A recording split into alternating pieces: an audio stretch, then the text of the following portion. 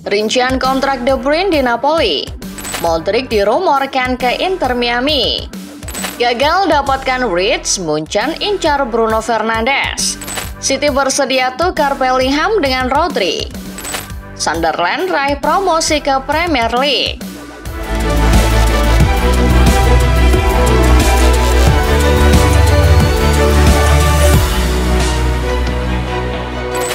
Di pekan terakhir La Liga, Real Madrid mengalahkan Real Sociedad dengan skor 2-0.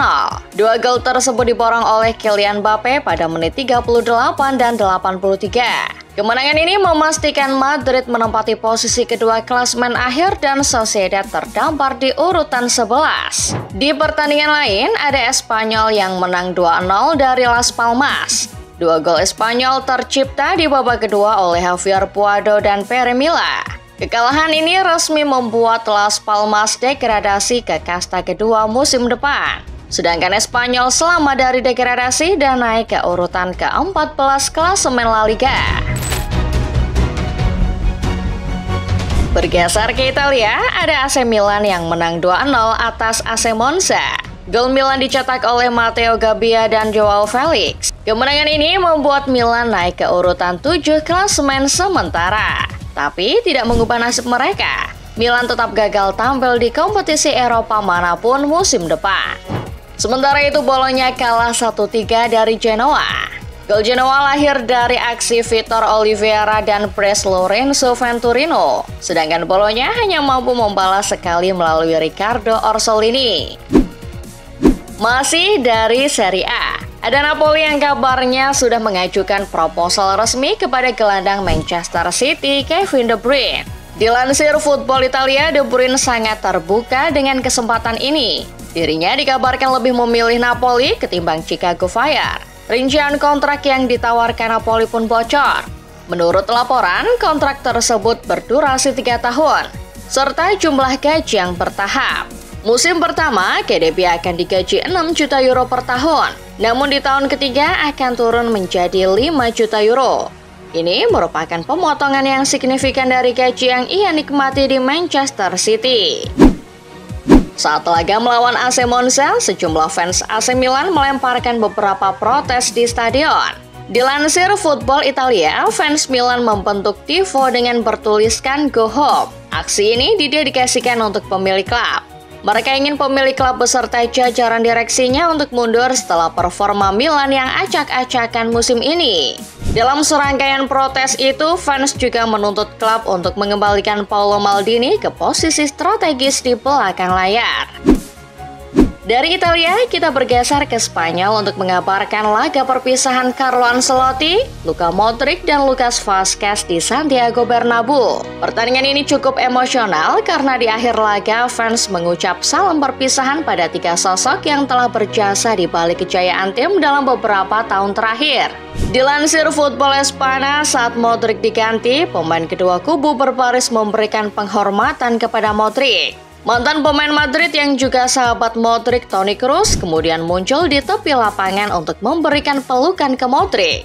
Momen haru juga dihadirkan Ancelotti. Ia menyampaikan pidato perpisahannya kepada publik Madrid sambil meneteskan air mata.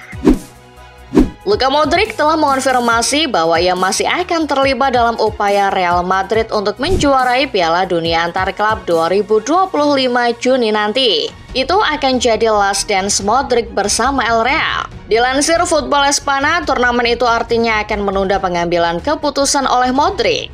Pergi sebagai agen bebas, Modric belum mau pensiun. Ia memandang Liga Arab Saudi atau MLS sebagai opsi yang menarik. Kabarnya, klubnya David Beckham Inter Miami sudah menunjukkan ketertarikan pada Modric. Jika pada akhirnya sang gelandang gabung Miami, itu akan menarik. Sebab dirinya akan bereuni dengan beberapa pemain Barca di sana. Masih dari Spanyol, ada Ansu Fati yang kabarnya telah memutuskan langkah selanjutnya untuk musim depan. Pemain berpaspor Spanyol itu ingin melanjutkan karirnya jauh dari Barcelona. Mengutip cuitan Fabrizio Romano, Ansu Fati kabarnya sudah setuju untuk gabung klub Liga Prancis AS Monaco. Kabarnya, Monaco dan Barca sedang bernegosiasi soal transfer fee. Monaco hanya ingin membayar di bawah 20 juta euro untuk Fati. Detail kontrak pun masih terus didiskusikan dengan sang pemain. Spanyol sudah, kini kita akan terbang ke Inggris untuk membicarakan tentang Kapten Manchester United Bruno Fernandes. Kabarnya, Bayern Munchen telah memasukkan namanya sebagai target utama di musim panas kali ini. Dilansir tim Talk, Munchen yang kemungkinan besar gagal mendapatkan Florian Wirtz dari Bayer Leverkusen, kabarnya mengalihkan fokusnya pada Bruno. Namun pihak United belum ada niatan untuk menjual sang pemain. Jika begini, Munchen harus menyusun proposal yang menarik untuk menggoda MU. Sementara itu, Ruben Amorim kabarnya sudah memberitahu skuad bahwa dirinya akan tetap dipercaya oleh manajemen untuk musim depan. Dalam pemberitahuannya itu, Amorim kabarnya memberikan pesan khusus kepada sang wonderkid Alejandro Garnacho.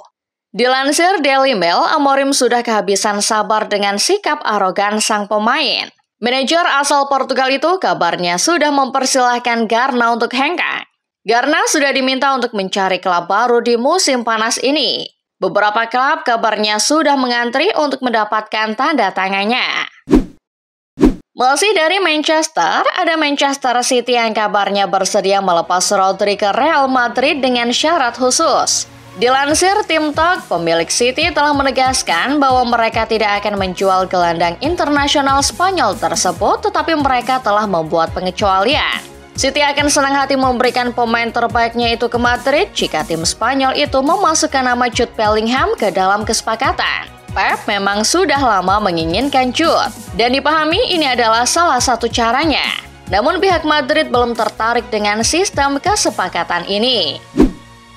Masih berhubungan dengan Jude Bellingham, ada adiknya yakni Jobe Bellingham yang baru saja berhasil membawa timnya Sunderland promosi ke Premier League musim depan. Seperti yang diberitakan oleh Metro, The Black Cats menjuarai final playoff promosi setelah menang 2-1 atas lawannya Sheffield United. Kini, Sunderland menyusul Leeds United dan Burnley yang sudah lebih dulu mengamankan tiket promosi musim depan. Ini adalah kemenangan yang luar biasa, mengingat Sunderland adalah klub yang awalnya tidak diunggulkan untuk promosi ke Premier League.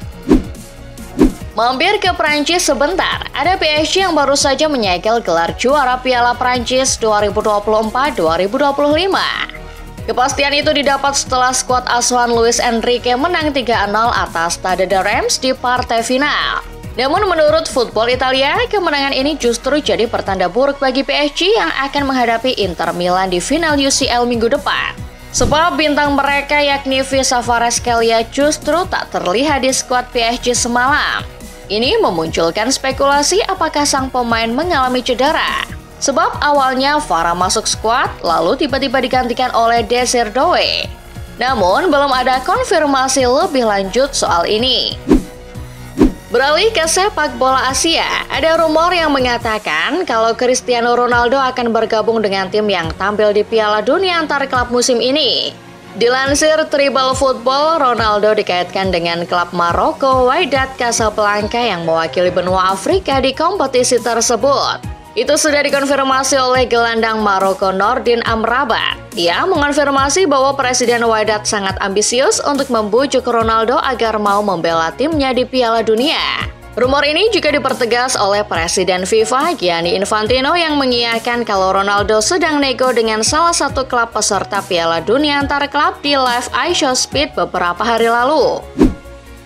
Kembali ke Indonesia, ada kabar kurang mengenakan dari wakil Yogyakarta di Liga 1 Indonesia PSS Sleman. Dilansir Detik, PSS dipastikan degradasi dari Liga 1.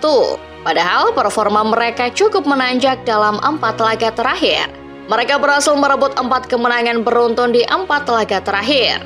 Sayangnya pada pekan terakhir kemenangan PSS tak ada artinya. Meski menang atas Madura United, PSS dipastikan degradasi. Itu karena Semen Padang juga menang atas Arema FC dengan skor 2-0. PSS menemani Barito Putra dan PSIS Semarang yang sudah lebih dulu dipastikan turun kasta. Sedangkan dari tim nasional, Super Bowl melaporkan bahwa ada rasa pesimis yang terus membumbung tinggi di kalangan masyarakat China jelang menghadapi timnas Indonesia. Menurut laporan, ada isu yang berkembang di China kalau mereka sudah pasrah. Mereka yakin bahwa timnya akan kalah dari Indonesia. Publik China merasa Indonesia diuntungkan dari banyak sektor. Dimulai dari status tuan rumah, keunggulan poin, dan urgensi tim untuk lolos yang tinggi.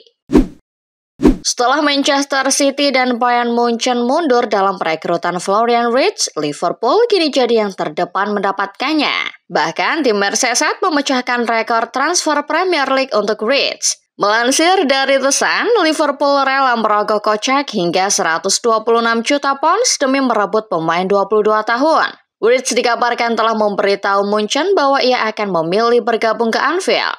Liverpool kini telah melakukan pendekatan formal setelah mendapat lampu hijau dari semua pihak. Ditengarai, Wirtz sudah mencari rumah baru di kota Liverpool sebagai persiapannya untuk pindah. Masih berkaitan dengan Liverpool, melihat posisinya yang semakin terpinggirkan di skuad Arne Slot, Harvey Elliott membuka peluang untuk hijrah ke Nottingham Forest yang kebetulan meminatinya. Menurut Football Insider, Forest menjadikan Elliott sebagai target setelah Morgan Gibbs-White terus menjalin komunikasi dengan Manchester City. Alhasil, Forest membutuhkan sosok gelandang yang sepadan. Peluang Elliott untuk bertahan di Anfield cukup tipis setelah posisinya yang tergantikan dengan Dominic Szoboszlai musim ini. Belum lagi, adanya kabar Liverpool yang mendekati Florian Wirtz membuat tidak ada ruang lagi bagi Elliott. Tampil ciamik dengan memimpin Bournemouth sebagai giant killer di Premier League, Andoni Iraola sampai mendapat tawaran untuk melatih klub di Saudi. Namun, ia memilih tidak mengindahkannya. Mengutip dari Mirror, Iraola telah menolak tawaran menggiurkan untuk melatih di Liga Pro Saudi musim panas ini, sekalipun kontraknya habis musim ini. Pria asal Spanyol itu mengindikasikan bahwa ia ingin terus memimpin The Cherries. Bournemouth dikabarkan juga akan menyiapkan perpanjangan kontrak untuk Iraola agar bertahan di Vitality Stadium. Tidak diketahui pasti tim Saudi mana yang menaruh minat pada mantan pelatih Rayo Vallecano itu. Sementara itu, mantan pemain Manchester United, Brandon Williams, dinyatakan bebas dari hukuman penjara setelah terbukti mengemudi dengan kecepatan tinggi. Melaporkan dari Talksport, kejadian itu terjadi pada 20 Agustus 2023 saat Brandon yang mengendarai mobil Audi A3 menabrak sebuah mobil Ford Fiesta dengan kecepatan tinggi, hingga mengakibatkan pengemudi dan penumpangnya terluka. Oleh pengadilan, Brandon sempat dijatuhi hukuman kurungan selama 14 bulan, tapi baru saja ditangguhkan. Sebagai gantinya, ia wajib menyelesaikan 180 jam kerja tanpa dibayar dan dijatuhi larangan mengemudi selama 3 tahun. Sekarang beralih ke Spanyol. Ernesto Valverde telah resmi menandatangani perpanjang kontrak bersama Athletic Bilbao. Mengabarkan dari Marca, Valverde masih bertahan di San Mamés hingga 30 Juni 2026 setelah memperpanjang kontrak 1 tahun lagi. Dengan begitu, pelatih asal Vitoria-Gasteiz telah menghabiskan 1 dekade menjalankan peran sebagai entrenador Los Leones. Perpanjangan 1 tahun ini diberikan menyusul kembalinya Bilbao pimpinan Valverde kembali ke Champions League musim depan. Terbang ke Italia, Claudio Ranieri sudah memberi bocoran kepada awak media kalau AS Roma sudah mendapatkan pelatih baru dan tinggal menunggu penyelesaian saja. Melansir dari Football Italia, Ranieri tidak berani menyebut siapa orang yang menggantikan dirinya. Namun ia menyatakan kalau Presiden Roma akan segera mengumumkannya antara akhir Mei ini atau awal Juni nanti. Saat ditanya apa perannya setelah pelatih baru sudah diumumkan, Ranieri menyebut dirinya akan menjadi penasehat dari Presiden Roma musim depan. Melompat ke Jerman. Usai situasi untuk memboyong Florian Wirtz semakin terjal dengan kedatangan Liverpool, Bayern Munchen kini menyiapkan plan cadangan yang menggemparkan dengan melirik Rafael Leao dari AC Milan. Mengutip dari Goal, Munchen dikabarkan tengah mengincar Leao setelah Milan gagal tampil di Liga Champions. Bayern secara aktif mengeksplorasi opsi pemain sayap, terutama di sisi kiri penyerangan mereka. Dan Leao muncul sebagai salah satu nama menonjol dalam daftar mereka. Dengan datangnya pemain Portugal, company akan bereksperimen dengan menduetkannya dengan Harry Kane. Carlo Ancelotti sudah membagikan masa depannya setelah melatih timnas Brasil, yaitu pensiun dari dunia sepak bola yang melambungkan namanya. Menurut Tribal Football, mengingat usianya yang tak lagi muda, mantan arsitek Everton ini sangat terbuka menjadikan timnas Brasil sebagai pekerjaan terakhirnya sebagai pelatih. Meski begitu, untuk saat ini ia belum memikirkan hal itu lebih jauh. Ancelotti mengaku akan fokus terlebih dulu dengan tugasnya menukangi tim Samba. Kembali ke berita sepak bola Indonesia. Calvin Verdong diisukan akan meninggalkan klubnya saat ini NEC Nijmegen karena merasa gaji yang diberikan tidak sepadan. Melaporkan dari Okezon, Verdong membuka opsi meninggalkan NEC di bursa transfer musim panas ini karena merasa di tempat lain ia mungkin bisa mendapat gaji yang lebih layak. Verdong saat ini masih mempunyai kontrak cukup panjang bersama NEC, tepatnya hingga Juni 2028. Pada bursa transfer musim dingin lalu, Verdong sempat dikaitkan dengan beberapa klub besar Belanda seperti PSV Eindhoven dan Feyenoord. Namun negosiasi alot membuat bek timnas Indonesia itu tetap bertahan di NEC. Sementara itu, pemain PSM Makassar Yuran Fernandes bersyukur setelah sanksi yang dijatuhkan padanya dikurangi oleh Komdis PSSI. Mengabarkan dari Suara.com, sanksi Yuran yang sebelumnya larangan tanding 12 bulan kini dikurangi menjadi 3 bulan saja. Yuran pun akhirnya buka suara setelah sanksi beratnya mendapat pengurangan. Pemain asal Cape Verde ini merasa lega karena pihak PSSI telah meringankan sanksinya.